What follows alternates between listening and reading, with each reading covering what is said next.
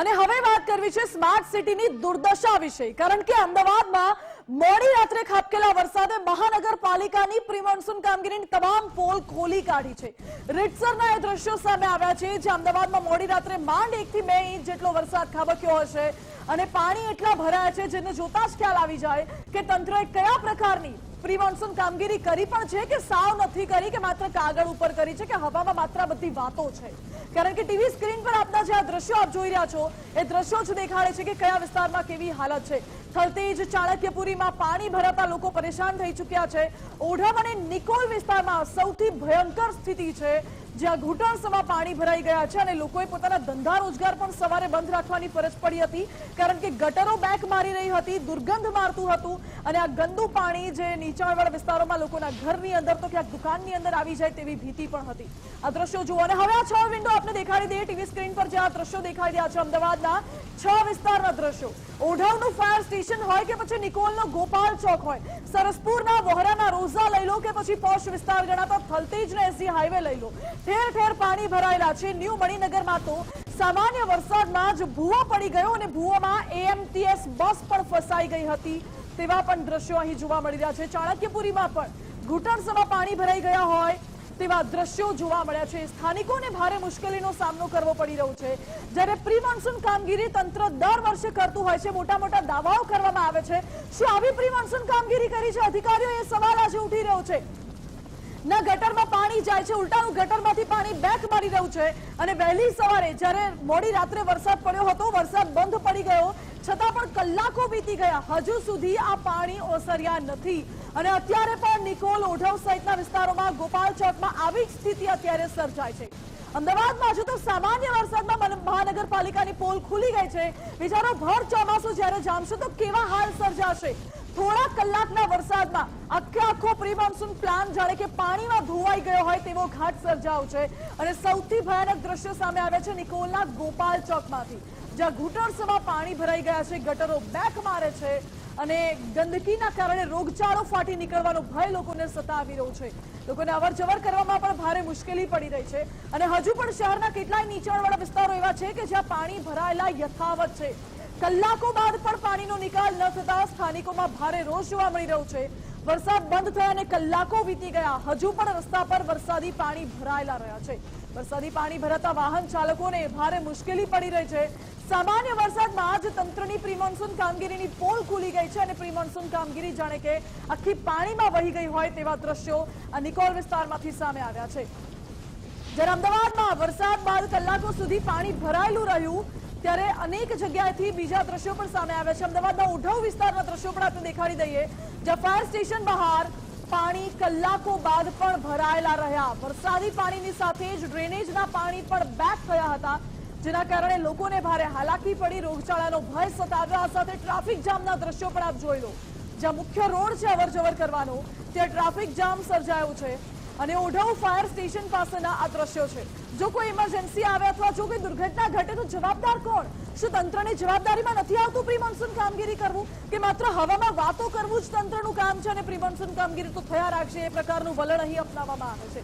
દર વર્ષે ચોમાસામાં અમદાવાદમાં કયા વિસ્તારમાં કેટલું પાણી ભરાય છે, કેટલા વરસાદમાં કેટલું પાણી ભરાય છે એ આખો ડેટા તંત્ર પાસે હોય છે, પૂરેપૂરું એનાલિસિસ તંત્ર કરતું હોય છે. તો પછી શું જાણી જોઈને તંત્ર આંખ આડા કામ કરે છે? જાણી જોઈને લોકોને પોતાના હાલ ઉપર છોડી રહ્યું છે તંત્ર? આ લોકો ટેક્સ ભરે છે છતાં પણ એવો સવાલ અત્યારે ઉઠી રહ્યો છે. આજ મુદ્દે અમારી સાથે વિપક્ષ નેતા શહેજાદ ખાન પઠાણ જોડાઈ ગયા છે.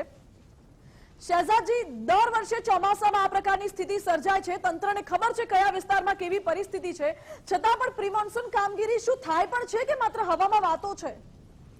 सबसे पहली बात है कि भारतीय जनता पार्टी पिछले 20 वर्षों से अहमदाबाद म्युनिसिपल कॉर्पोरेशन में अहमदाबाद शहर में शासन कर रही है.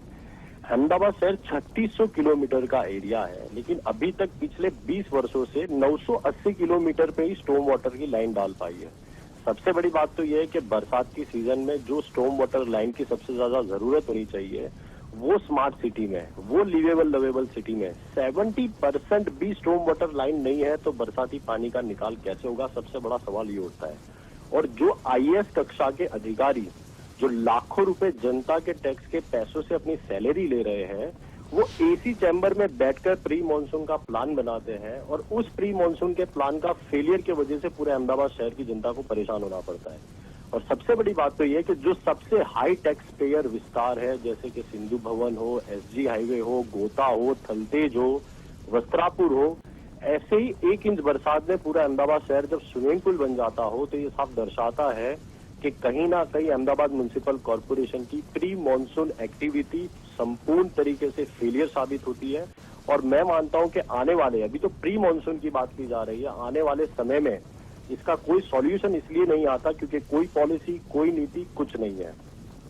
જી શહેજાદજી, દર વર્ષે જ્યારે આ પરિસ્થિતિ સર્જાતી હોય છે, સવાલો અનેક ઉઠાવવામાં આવે છે, શું પ્રી મોન્સૂન કામગીરીના તમામ પૈસા જે તંત્ર ફાળવે છે પૈસા જાય છે ક્યાં?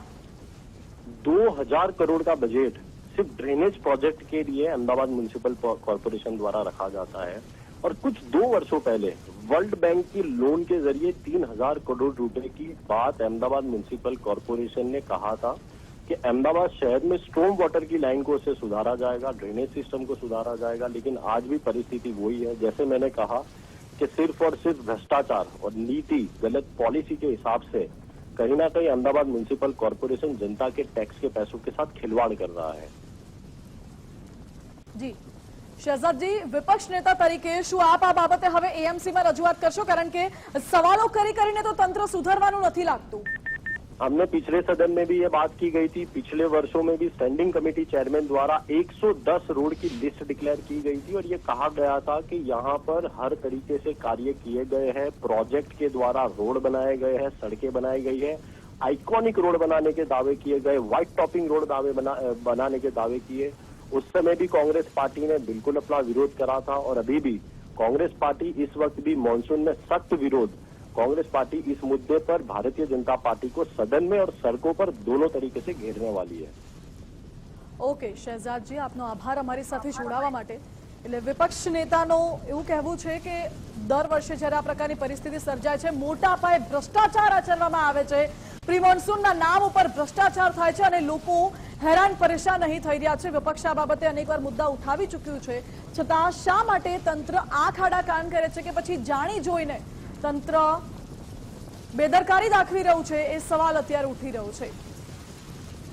આ તો અમદાવાદના દ્રશ્યો આપને દેખાડ્યા, આગળ બીજા મહેસાણાથી પણ દ્રશ્યો આપને દેખાડવા છે। મહેસાણાના બહુચરાજીમાં વરસાદના કારણે અંડરપાસમાં પાણી ભરાઈ ગયા છે। હરીજ અને શંખલપુર તરફના બંને અંડરપાસ આખા પાણીમાં ગરકાવ થઈ ગયા। પરિસ્થિતિ એવી હતી કે એક વાહન પણ અહીંથી પસાર ન થઈ શકે। અંડરપાસમાં પાણી ભરાવાના કારણે 50 થી વધુ લોકોને હાલાકી પડી।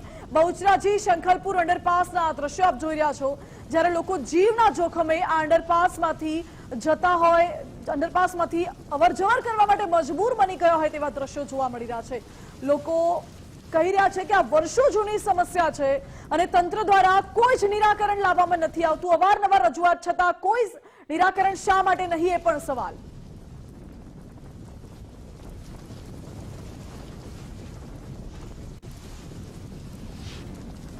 યાત્રાધામ બહુચરાજીમાં ગત મોડી રાત્રિ દરમિયાન 1.5 ઇંચ જેટલો વરસાદ ખાબક્યો હતો. આ વરસાદ ખાબકતા જ કહી શકાય કે બહુચરાજીના બે જે નાળા છે, બંને નાળામાં પાણી ભરાઈ જવાની સમસ્યા જે છે કાયમી રહેલી છે તે યથાવત છે। ખાસ જોઈ શકો છો કે ટ્રેક્ટર જે અહીંયાથી આવી રહ્યું છે, કેટલું પાણી હશે જે સ્પષ્ટપણે જોઈ શકાય છે। ખાસ વાત કરીએ તો અહીંથી સિવિલ હોસ્પિટલ તેમજ યાત્રાધામ સહિતના અનેક જે કહી શકાય કે જે વિસ્તાર જે છે ત્યાં આવેલો છે, એના કારણે ખાસ કહી શકાય કે અહીંયા પાણી ભરાઈ જવાના કારણે કહી શકાય લોકો જે છે ભારે મુશ્કેલીનો સામનો અહીંયા ખાસ કરી રહ્યા છે। આપણી સાથે કહી શકાય જે સ્થાનિક છે એમની સાથે વાત કરવાનો પ્રયત્ન કરીશું।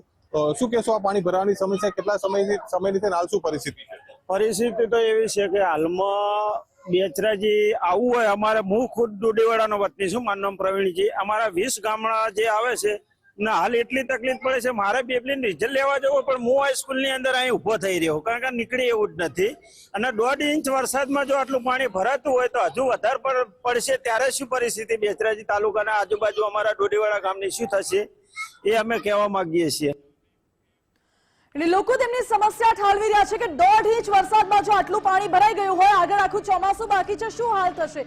શું તંત્ર લોકોના વિશે કઈ વિચારે પણ છે કે માત્ર હવામાં ફાંકા ફોજદારી કરવામાં વ્યસ્ત કે મસ્ત છે? તે સવાલ અત્યારે ઉઠી રહ્યો છે. આ સાથે જ સીધું સટમાં અત્યારે બસ આટલું જ. વધુ સમાચાર માટે આપ જોતા રહો ગુજરાત ફર્સ્ટ.